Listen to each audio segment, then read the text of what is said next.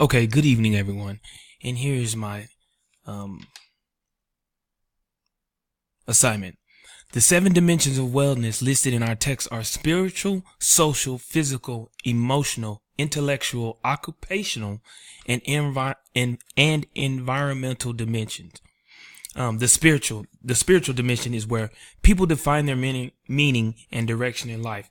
Spiritual wellness includes developing a strong sense of values, ethics, and morals. For many, it can be the belief in a higher power than our own. For example, I believe that Jesus Christ is the Lord and Savior, that He died for my sins and rose again on the third day. I am very active in my church home. Pray daily for myself and loved ones. I am confident in my values and beliefs. I was encouraged that I received 100 on my spiritual wellness assessment score. Of the questions asked, I was able to answer yes almost always to all of the questions. I am supported in this by my wife, who encourages me in the daily spiritual walk. We try to incorporate many things together as a couple, and this is probably the most important for us. Social.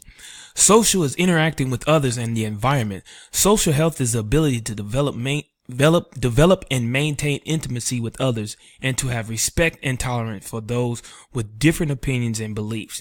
As in spiritual health, I feel like this is one of my strongest dimensions of wellness. I'm very active in my community, participate in several different organizations, and have respect for others with differing views and beliefs. I received an 80 on my social wellness score, losing points for being able to do stuff just for myself. This is a very difficult task to do as a primary caregiver of a 1-year-old. I can stand to work on engaging activity that contribute to my environment, being that in recycling or finding other methods of transportation rather than my vehicle. Physical.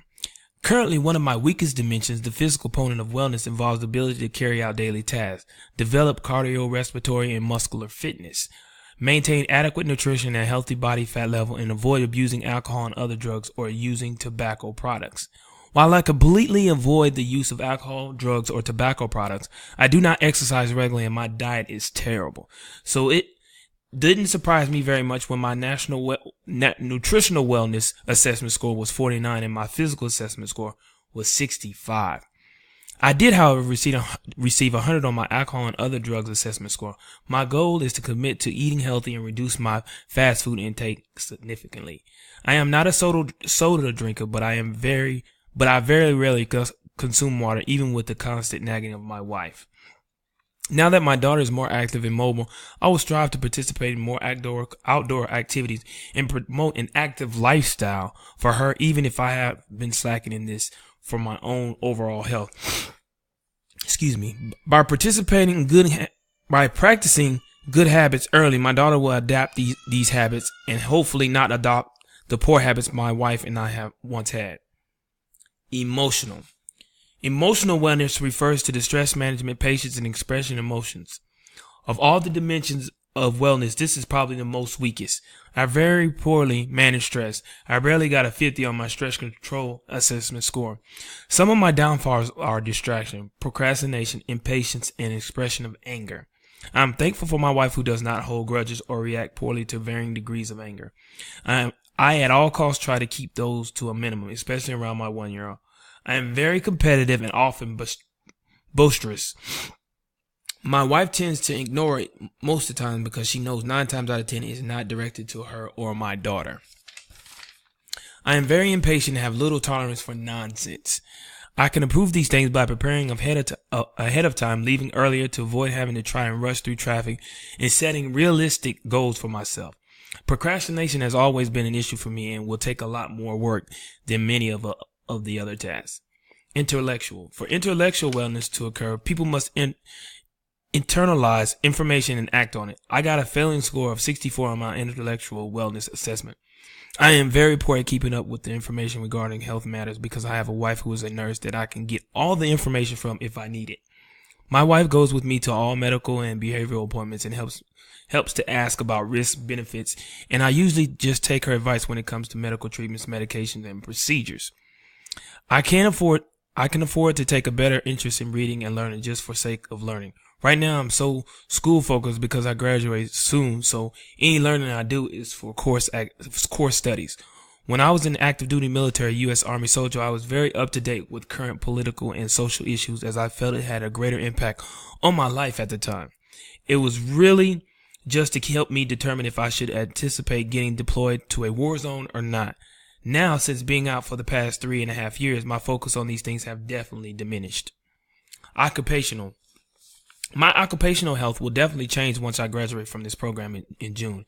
As of right now, I am a stay-at-home dad raising a 1-year-old. I get my fulfillment from these at the present. Once I graduate, I will re-enter the workforce and she will start attending daycare. One question I particularly noticed in the occupational awareness score was, I consider money the only criteria for choosing a career. My answer here was definitely no.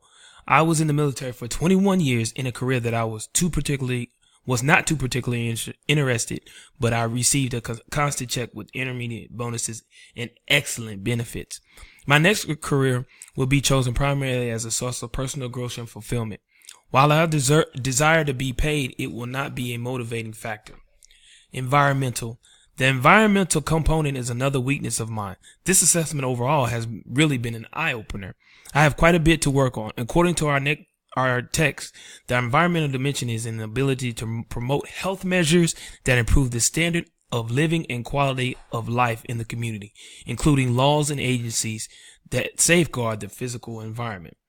I have learned that wellness is an active process through which people become aware of and make choices toward a more successful existence.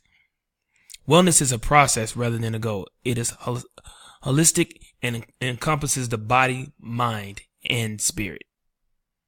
Thank you.